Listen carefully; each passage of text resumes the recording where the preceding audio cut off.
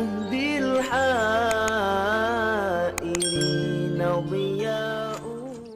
السلام عليكم ورحمة الله وبركاته. بسم الله الرحمن الرحيم. الحمد لله رب العالمين. والصلاة والسلام على أشرف الأنبياء والمرسلين سيدنا ومولانا محمد وعلى آله وصحبه أجمعين. أما بعد. فيا أيها الحاضرون الكرام، أوصيكم ونفسي بتقوى الله فقد فاز المتقون. Karena akhir daripada perjalanan kita adalah kita di akhirat masuk surga ataupun neraka. Maka kita diperintahkan oleh Allah SWT untuk memanfaatkan waktu yang singkat hidup di dunia ini untuk bekal di akhirat. Wa tazawwadu fa inna khairaz zadi taqwa. Dan berbekallah kalian semua karena sebaik-baik bekal adalah takwa. Karena subhanallah, satu hari di akhirat itu sama dengan 1000 tahun kita di dunia. Kalau bahasa Cirebonnya sukuku irangnya lantang, saking khalidina fiha abada, kekal selama-lamanya. Singkatnya hidup di dunia, cuman tipu dayanya luar biasa. Banyak yang terlena menganggap hidupnya akan abadi, sampai sehingga akhirnya melakukan perbuatan-perbuatan yang seolah-olah akan hidup selamanya, sebentar sekali dibanding kalau hidup di akhirat. Makanya Sayyid Asy'ari Abdullah bin Muhammad bin Ali Al-Haddad dalam kitab ini menyusun agar kita senantiasa memanfaatkan waktu kita di dunia dengan berbagai macam jalan taqarrub ila Allah Azza wa Jalla. Jadi kita diajak untuk ayo bersama-sama bagaimana mendekatkan diri pada Allah Ta'ala dengan jalan ibadah yang sesuai diajarkan oleh Rasulullah SAW.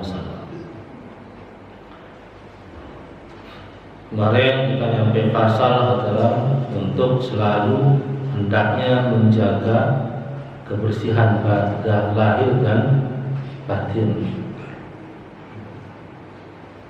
Adapun kebersihan lahir itu sebagaimana yang diajarkan, sebagaimana yang diarahkan oleh syariat, yaitu menghilangkan kotoran-kotoran dan membersihkan badan dari hadas dan dari najis. Famin dzalika isra'atu sya'ril 'adati wa naful hibbi wa halqi wa qasus syaribi wa taqlimu dhufri. Dan dari sebagian kecil dalam menjaga kebersihan lahir, yaitu diantaranya isra'atu sya'ril 'adati, menghilangkan atau mencukur bulu kemaluan, wa naful hibbi, dan mencabut bulu ketiak, wahalqihi wa qasyusyari, dan menggunting, memotong kumis atau mencukur kumis, wa taqlimil dhufri, dan memotong kuku. Wa yustahabbu an yubtadi'a min as-sababah al-yumna ila qibsariha. Dan disunahkan dimulai dengan memotong kuku jari telunjuk tangan kanan sampai ke kelingking. Muhammad al-Fil yusra ila hamiha, dan dari jari kelingking yang kiri sampai kepada jari jempol yang kiri.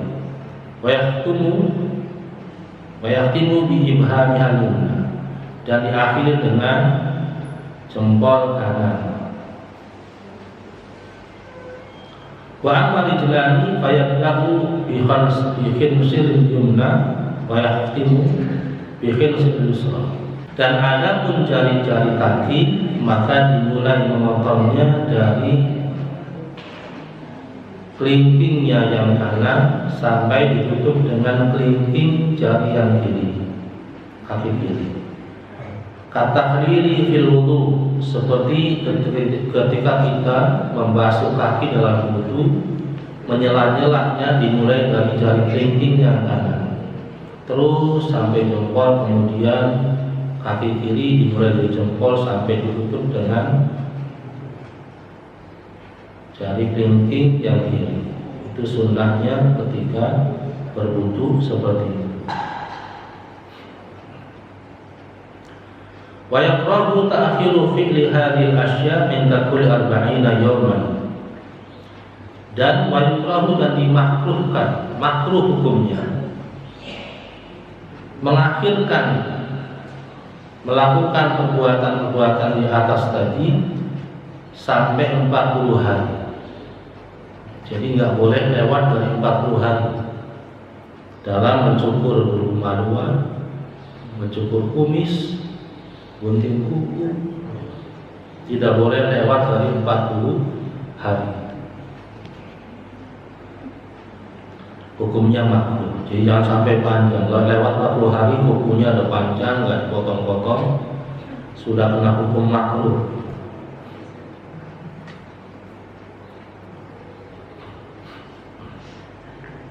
Amin dzalika izalatul awsaqi allati tajtami'u fi ma'atifil badani wa qawliha bil ma'i. Dan daripada kebersihan yang lahir yaitu menghilangkan kotoran-kotoran yang berkumpul, yang mengumpul di badan. Wa qawliha bil ma'i, wa qawlihi bil ma'i dengan air, disiram dengan air. Wa ma yaj'u min ar-ramsi 'ala al-'ainain, dan membersihkan kotoran mata. Wa min al-firri fil minkharain, dan kotoran yang ada di dua lubang hidung.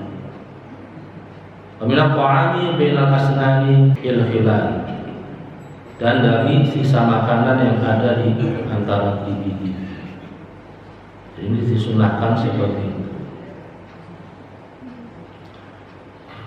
Sikat gigi juga termasuk daripada sunnah. Wa alaika, dan hendaknya bitantiqi famika bisiwaki wa qawluhu min araqin awla, dan hendaknya kalian membersihkan mulut kamu bisiwaki dengan siwak, wa qawluhu min araqi awla, dan menggunakan kayu irak, kayu siwak itu lebih utama. Wa ta'akkadu min iradati dukhuli fil ibadah, dan lebih diutamakan lagi ketika hendak melaksanakan ibadah-ibadah seperti sholat atau membaca Quran, maka disunahkan untuk bersiwak dahulu. Watanzifu thiyabaka bil ma'i, watanzifu thiyabika bil ma'i kullama tadanasta min ghairi ifratin fatushbihul bil mutlifi, dan membersihkan pakaian kamu dengan air, mencuci pakaiannya dengan air ketika sudah mulai kotor. Min ghairi ifratin, tanpa berlebih-lebihan dalam menggunakan airnya. Wa minal adabi tabi'ah lin nadhafati insya'il lihyah, dan dari salah satu adab yaitu memberikan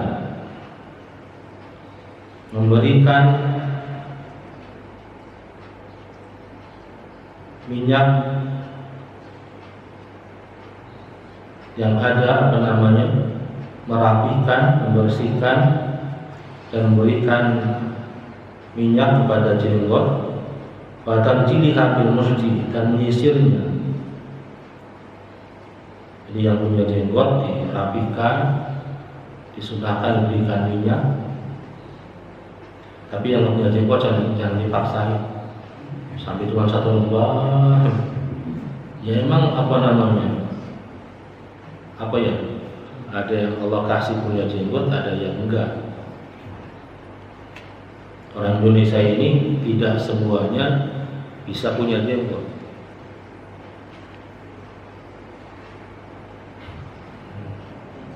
Maka yang punya jenggot disunahkan untuk merawatnya di sini dengan sampai disisir. Maka kulla syakrin yuqsadu tanfidihi wal iftihal. Dan begitu juga setiap rambut untuk dibersihkan, wal iftihal dan menggunakan selat mata. Fi kulli ainin salatun, setiap mata 3 kali. Wa kana alaihi salam yaktahilu fi kulli lailatin kadzalika. Dan Rasulullah SAW adalah orang yang menggunakan celak mata fi kulli lailatin, setiap malam, wa isti'mal tibi wal ikhsarin, dan menggunakan wangian, menggunakan parfum, wal ikhsarin, dan memperbanyak menggunakan pewangian dari parfum. Fa innahu yasturu rawahil karihah at-ta'khirah al-insan, karena sungguhnya menggunakan minyak wangi itu menutupi wangi-wangi atau aroma-aroma yang tidak sedap yang mempengaruhi orang lain. Jadi ketika kita menggunakan parfum itu, minyak wangi, tujuannya adalah mengikuti sunnah Rasulullah SAW, kemudian juga menutupi bau yang tidak sedap dari badan kita, seperti bau ketek itu akan tertutupi. Wa yata'akkadu inda huduril jum'ah wa sa'iri jum'ahil Islam, dan lebih diutamakan lagi menggunakan wangian tersebut ketika hendak pergi sholat Jumat dan seluruh kegiatan-kegiatan ibadah dalam Islam. Laqad kana Rasulullah sallallahu alaihi wasallam, sungguh Rasulullah SAW adalah yuhibbu, senang sekali menggunakan parfum wangian, wa yakthuru minhu, dan memperbanyak, wa rubbama ru'ya biri ketib alaman ifrati ra'sihi, sehingga orang melihatnya itu Rasulullah itu saking banyaknya menggunakan parfum wangian, kecium dari jauh sudah kecium orang-orang wanginya Rasulullah, sampai kelihatan klimis kepalanya. Wadhalika yustanna, wa illa faqad kana alaihi salam lahu tibun fi jasadihi yustanna bihi alaihi. Padahal Rasulullah adalah orang yang senang sekali memakai parfum wangi yang banyak sekali, sehingga tercium luar biasa. Padahal walaupun beliau tidak pakai minyak wangi, badannya saja sudah wangi sekali. Ustaz Nabi al-Tibi hatta innahum kanu yajma'una araqihi faya katibuna bi, sehingga para sahabatnya itu ada yang mengumpulkan keringat Rasulullah SAW untuk dijadikan minyak wangi, karena badannya wangi, keringat yang keluar juga aromanya wangi, sehingga dikumpulkan oleh para sahabat untuk dijadikan minyak wangi. Wa yustahabba an yatafayyiba rajulu bima yadhharu bihi wa yakhfi launahu wal mar'atu bidzalika, dan disunahkan untuk laki-laki memakai wangi-wangian supaya aromanya itu jelas, wanginya itu jelas sekali, dan menutupi wangi-wangi yang bau-bau tidak sedap. Wal mar'atu bidzalika, adapun perempuan itu kebalikannya. Kalau laki-laki disunahkan untuk memakai parfum yang banyak, perempuan kebalikannya, nggak boleh memakai wangi-wangian.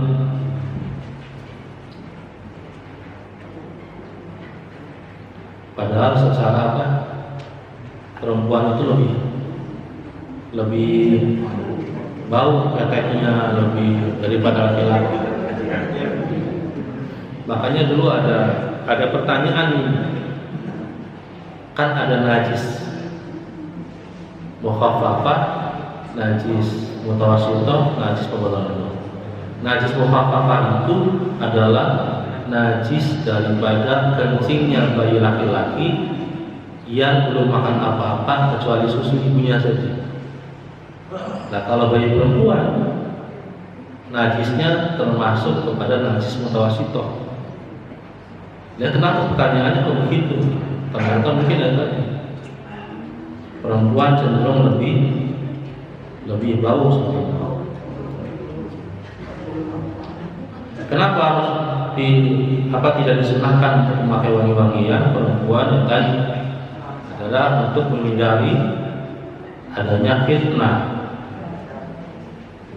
supaya tidak menarik perhatian para kaum laki-laki, agar lebih terjaga.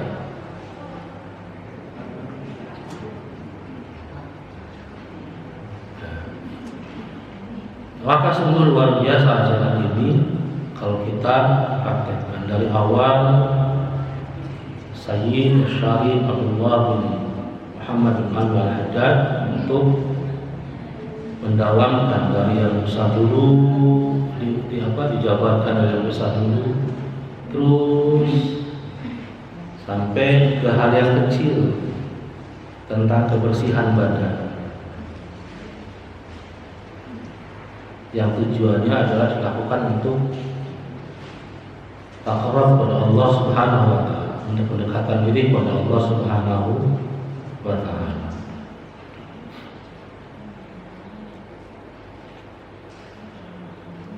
Wa 'alaika fil ihtirasi 'an najasati kullaha, fa in asabaka minha syai'un ma'a rutubati fabadir bi waslihi, wa idza asabatka janabatin fabadir bil ihtisali fil hal. Wa idza junuba fa inal junuba maqrunun an hadrati bayi. Wa 'alaika, dan hendaknya kalian fil ihtirasi 'an najasati, menjauhi hal-hal yang najis, menjaga dari hal-hal yang najis, kullaha semua. Fa in asabaka min syai'un ma'a rutubati fabadir bi waslihi, jika tertimpa atau terkena dari sesuatu yang najis, fabadir bi waslihi, maka segera untuk mencucinya. Jangan dibiarkan kotoran najis menempel di baju ataupun di badan.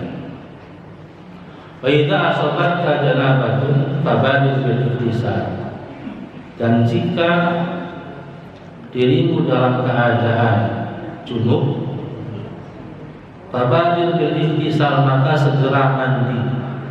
Fil hali, seketika itu juga. Fa innal junuba matrudun an hadratillahi ta'ala. Karena sesungguhnya orang yang junub itu tertolak dari kehadiran Allah Subhanahu wa ta'ala. Jadi bapak-bapak, ibu-ibu, kalau punya junub segera mandi, jangan ditunda-tunda.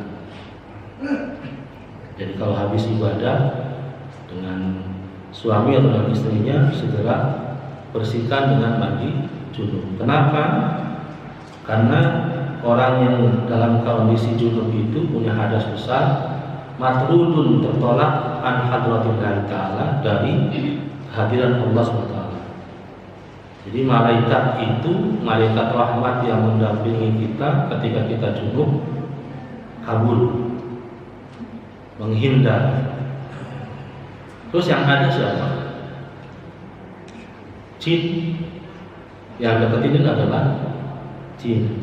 Kemudian diajarkan oleh Rasulullah untuk supaya aurat kita tidak dipandang oleh jin, makhluk halus. Ada bacanya ketika melepas baju. Walaupun kita buka, jin nggak bisa melihat. Bismillahirrahmanirrahim, la ilaha illallah. Jadi ketika kita melepas baju, ajarkan putra putri kita baca itu. Mempunyai hadas besar, haram baginya berdiam di masjid dan baca Quran dan yang lainnya. Faslun, tapi berpasal, farada anna malaikata la tadkhulul baita alladhi fihi al-junub. Wa idza dhahabat al-malaikah ja'at asyayatin min kulli dahiyatin wa ihtar an ta'kula aw tanam wa anta junubun fatata'awwadu bidzalika al-afat adidatun fa in ajazta an al-ihtisali fil hal fala ta'jiz an ghuslil fardhi wal wudu. Kemudian pasal berikutnya adalah disebutkan, waroda disebutkan anal malaikata tadkhulu al-baita alladhi fihi al-junub, bahwasanya malaikat tidak akan masuk ke dalam satu rumah alladhi yang fihi, di dalam rumah tersebut al-junubu, ada orang yang junub, ada orang punya hadas besar. Wa idza dhahabatil malaikatu ja'atis syayatin, dan jika malaikat pada pergi, pada kabur, ja'atis syayatin, maka datanglah setan-setan min kulli nahiyatin, dari segala arah. Jadi sudah nggak ada yang jagain lagi kalau kita dalam keadaan junub. Wahdar an ta'kula aw tanam wa anta junub, dan hati-hatilah an ta'kula aw tanam, kamu makan ataupun kamu akan tidur, wa anta junubun, sementara kita dalam keadaan junub. Artinya nggak boleh untuk makan ataupun minum ketika kita dalam keadaan junub. Kata ta'awwadu bidzalika al-afat adidatun, karena akan menyebabkan datangnya berbagai macam bahaya. Fa in ajazta 'ala al-ihtisab, kalau tidak mampu mandi segera, fil hali segera, fala ta'jiz 'anil ghusl farji wal wudu. Kalau ternyata emang kondisinya luar biasa dinginnya dan tidak mungkin mandi,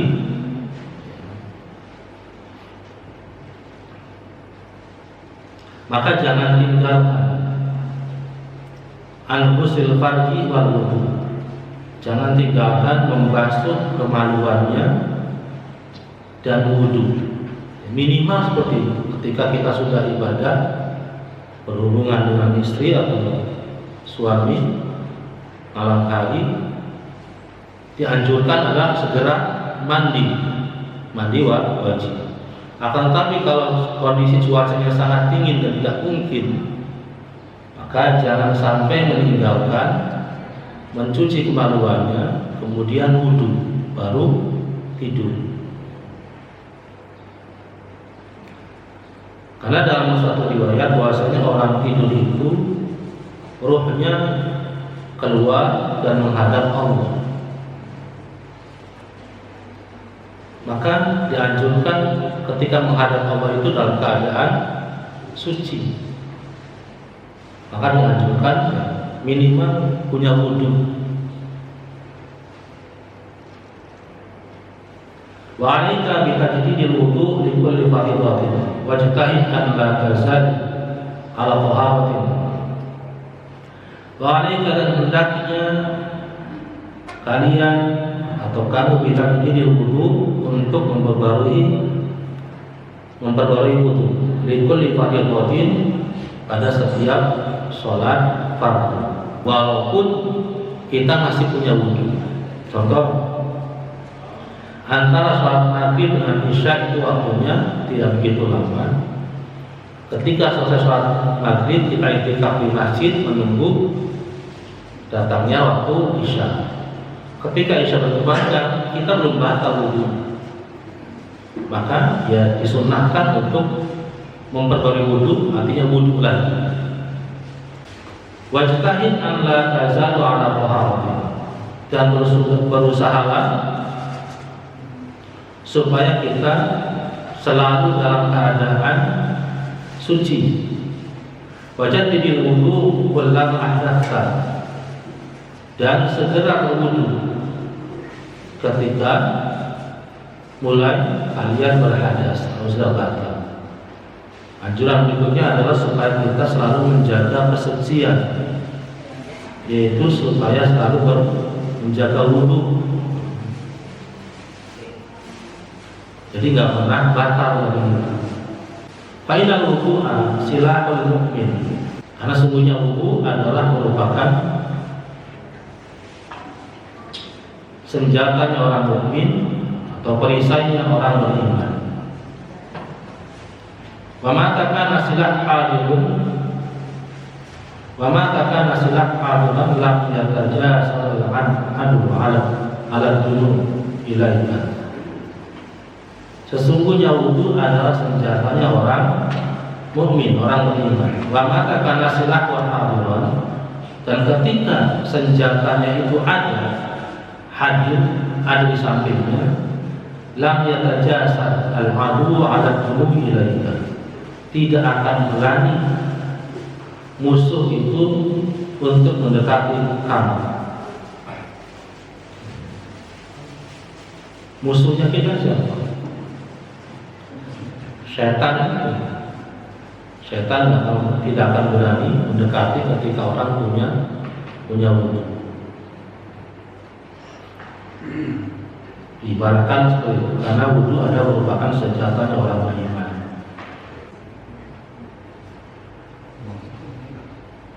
Seorang laki-laki tersebut mendatangi Syekh Abil Hasan Asyadili, ini ulama terkenal. Kita diajari satu ilmu rahasia. Kemudian Syekh Abil Hasan Asyadili memintanya untuk tinggal bersamanya selama 1 tahun. Wa syarata alaihi an yataqa'a kullam ahdatha, dan memberikan syarat dia harus selalu berwudu dan sholat sunnah berkah. Setelah sempurna 1 tahun, laki-laki tersebut pergi ke sumur untuk mengambil air. Ketika laki-laki tadi pergi ke sumur mengambil air,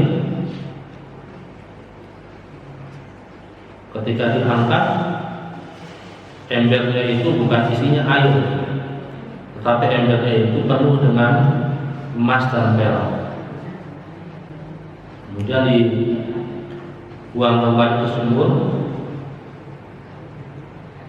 Kemudian beliau mendatangi syekhnya dan mengabari, beritahu bahwasanya saya nggak mengambil air, kok dapatnya emas, embernya penuh emas dengan perak.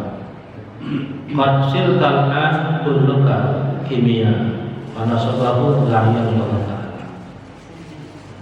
Kamu telah dikata syekhnya tadi, kamu sudah memiliki, sebelum diajarkan sudah mempunyai ilmu kimia. Wallahu a'lam bishawab. Mari kita akhiri dengan bersama-sama membaca doa khifatul majlis. Subhanakallahumma bihamdika asyhadu an la ilaha illa anta astaghfiruka wa atubu ilaik. Wa alaikum warahmatullahi wabarakatuh.